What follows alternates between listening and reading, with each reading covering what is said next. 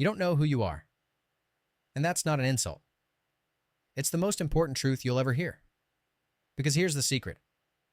Everything you think you are was programmed into you. Your limits, your doubts, your identity. They were not chosen. They were installed. By your parents, by your culture, by a million tiny experiences you never asked for. You think, I'm just not confident. I'm the type who gives up. I'll never be good with people. But what if I told you? None of that is you. It's just code. And like any code, it can be rewritten. Your brain isn't fixed. It's plastic. It's fluid. It's waiting for new instructions. You were born to adapt. But somewhere along the way, you use that gift to shrink instead of expand, to conform instead of create. But here's what changes everything. You can rebuild, not fix, not repair, rebuild. From scratch, from the ground up, with your own values, your own purpose, your own mind. This video is about that. It's not self-help. It's self-reconstruction. Because once you realize you are not your past, and your future is still unwritten, you don't just survive. You become dangerous. Let's begin. Let's start with a hard truth. You're not who you think you are. You're just who you've gotten used to being. Think about it. You weren't born insecure. You weren't born anxious or afraid or angry. You learned it. You rehearsed it. Every reaction you repeat, every pattern that shows up again and again, is a mental groove your brain has carved over time. That's not identity. That's conditioning. And here's where it gets interesting. Your brain doesn't care if a belief is true. It only cares if it's familiar. If you tell yourself, I'm not good enough 100 times, your brain wires that in like a default setting. It becomes effortless, automatic, and eventually, you stop questioning it. That's the trap of a fixed identity. You confuse repetition with truth. You confuse trauma with personality. You confuse safety with self. But none of that is real. Neuroplasticity, the science of how your brain changes itself, proves something radical. You can rewrite everything. Your thoughts, your emotional responses, even the way your nervous system handles stress. And here's where stoicism comes in. The Stoics believed that your inner world is the only thing you truly control. Not the past. Not other people. Not your circumstances. Only your perceptions. Only your choices. Marcus Aurelius said, "You have power over your mind, not outside events. Realize this, and you will find strength." This is where the rebuild begins. Step 1. Doubt who you think you are. Not out of self-hate, but out of self-respect. If you inherited beliefs from pain, from shame, from survival, why should you keep living by them? Why should a younger, hurt version of you be in charge of your present? You are not that child anymore. You are not that scared teenager. You are not the broken adult who hit rock bottom 5 years ago. You are who you decide to become next. And that decision begins when you say, maybe, I'm not who I thought I was. Because that moment, that crack in the story, that's where the light gets in. There's a strange space most people never talk about. A psychological no man's land. You're no longer who you used to be, but you're not yet who you're becoming. It's like stepping off a train, but the next one hasn't arrived. And for the first time, there's silence. You look around. There's no map, no certainty, just the terrifying freedom of a blank page. That space, that's the void. And it's where real transformation happens. See, most people get stuck because they expect clarity too soon. They want the new version of themselves to arrive like a package. Complete, perfect, unshakable. But growth doesn't work like that. Before you find who you are, you have to let go of who you're not. And that means stepping into the unknown. It's the moment after you quit the job that was killing you, but before you find work that lights you up. It's the moment after you walk away from a toxic relationship, but before you feel truly loved. It's the silence after an old belief dies, but before a new truth is born. It's lonely. It's disorienting. It feels like losing yourself. But here's the truth. You're not lost. You're being rebuilt. The void isn't empty. It's full of possibility. It's the soil before the seed breaks through. It's winter before the first signs of spring.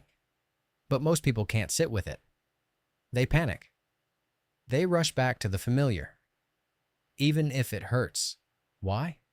Because certainty feels safer than freedom, even if that certainty is a lie. But not you. You're still here, still listening, still holding on in the silence. And that tells me something. You're ready. You're ready to stop performing, to stop clinging to a borrowed identity, to stop chasing validation from people who never knew the real you. You're ready to stop building a life around who you were told to be, and start building one around who you actually are. But to do that, you need to understand something powerful. The void is not the end. It's the beginning. It's where every great story starts. Not with certainty, not with confidence, but with the decision to walk into the unknown anyway. Even if you don't have it all figured out. Even if your hands are shaking. Even if your old self is screaming for you to turn back. Because on the other side of that darkness is a version of you you haven't met yet. Not the perfect version. Not the finished product. But the real one. And that version is not built in comfort. It's built in the fire of discomfort. In the stillness. In the waiting. In the choosing. So if you feel like you're nowhere, if you feel like everything old has fallen apart but nothing new has arrived, good. That means you're exactly where you need to be. Don't run. Stay in the void. Let it strip away everything that isn't you. Let it starve the lies. Let it burn the mask. Because when the fire dies down, what's left will be pure. And from that place, you don't rebuild the old version. You create someone new. So now you're in the void. You've stopped clinging to the past. You've let the false identity fall apart. What now? Now you build. Not by waiting for clarity, but by choosing who you want to become. Here's something they never taught you. Identity is a decision, backed by repetition. That's it. You don't find yourself. You build yourself. One choice at a time. One day at a time. And it starts with a simple but powerful question. Who would I be if I wasn't afraid? Not who your parents expected. Not who society rewards. Not who you were conditioned to be. But the version of you that wakes up with fire. The one who acts with intention. The one who lives on purpose. That vision? That's your blueprint. Now let's talk tools. Your brain is wired to follow what it repeats. It doesn't care if it's true. It just cares if it's practiced. So if you want to become someone new, you have to start acting like that person today. Not when you feel ready. Not when the fear disappears. Now you say, but what if it's not real? What if I'm faking it? Good. At first, it is fake. It's supposed to feel unnatural. That's how you know you're changing. You don't wait to feel confident to act confident. You act confident, and your brain catches up. You don't wait to feel worthy to set boundaries. You set them, and prove to your nervous system that you matter. This is where neuroplasticity meets stoicism. The Stoics believed in living by principles, not emotions. That means choosing the action that aligns with your values, regardless of how you feel in the moment. Feel scared? Show up anyway. Feel unmotivated? Do the work anyway. Feel unsure? Move forward anyway. That's how new identities are born. Through tiny rebellions against the old you. You wake up and meditate for 5 minutes, even though your mind screams that it's pointless. Rebellion. You reach out and ask for help, even though you were taught to stay silent. Rebellion. You write, speak, move, create, even though you still doubt your worth. Rebellion. And every time you do, you cast a vote for the person you're becoming. Your brain rewires. Your self-concept shifts. And suddenly, you're not pretending anymore. You're becoming. But here's the key. Consistency beats intensity. You don't need to change everything overnight. You just need to commit deeply to the small actions that align with the new you. Purpose doesn't appear in a lightning bolt. It emerges slowly as you live in alignment. Each action becomes proof. Each habit becomes a brick. Each day becomes momentum. And that's how the new self takes form. Not in a rush, not with perfection, but with deliberate, courageous repetition. You are not broken. You are being rebuilt by you. So start now, not someday. Not when things calm down. Start now. One new thought. One new action. One true choice. Because if you repeat that enough times, it stops being a habit. It becomes who you are. You're not lost. You're not broken. You're not behind. You're just in the middle of becoming who you were always meant to be. Not the version that plays small. Not the one that chases validation. Not the one who was shaped by fear, shame, or expectation. But the real you. The one you haven't fully met yet. The one you're building. Step by step. Day by day. Here's what you need to understand. You don't find yourself. You create yourself. Identity isn't discovered. It's forged. By your choices. By your actions. By the standards you refuse to lower and the truth you refuse to abandon. This is not a journey back to who you were. It's a journey forward to who you choose to become. And yes, it's hard. Yes, it's uncomfortable. Yes, there will be days where you feel like nothing's working. But listen carefully. That discomfort, that resistance, that's not failure. That's growth. That's your brain rewiring. That's your old identity crumbling so something truer can rise in its place. This is the work. This is the path. This is the cost of becoming real. And the reward, a life that feels like it's yours. Not borrowed. Not forced.